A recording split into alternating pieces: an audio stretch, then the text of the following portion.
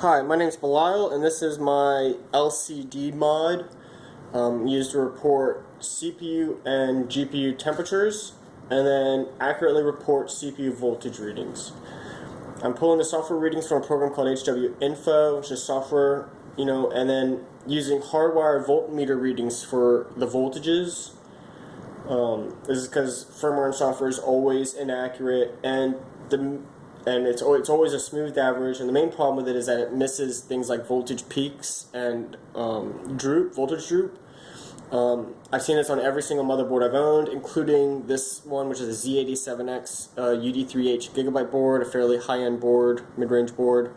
It doesn't matter what board you have, what brand. The software might tell you something like the voltage is dropping a little bit, when it's under load, but in reality, it's actually increasing. I mean, this is every single motherboard. It does this. It'll say your voltage is dropping by 0.1 or something, but in reality, it might actually be shooting up 0.2. It's just so I wanted an accurate voltage reading, and so it's pretty much like a multimeter in this mod. I'm using an RGB Negative 20x4 LCD I got from Adafruit, using an HD 44640 Hitachi controller and an Arduino Micro. I'm using Arduino IDE 1.54 beta. It was the only one that worked besides some of the really old versions with LCD Smarty. And using a plugin from a guy named Hurley at the LCD Smarty forum.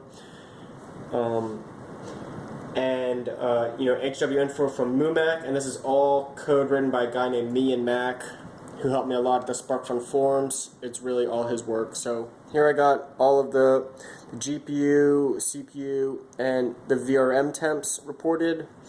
HWInfo just shows a ton of stuff, so I can put anything I want there. I can still customize how I want it to display, but it's got the changing values. It's exactly how it reads in my computer right now.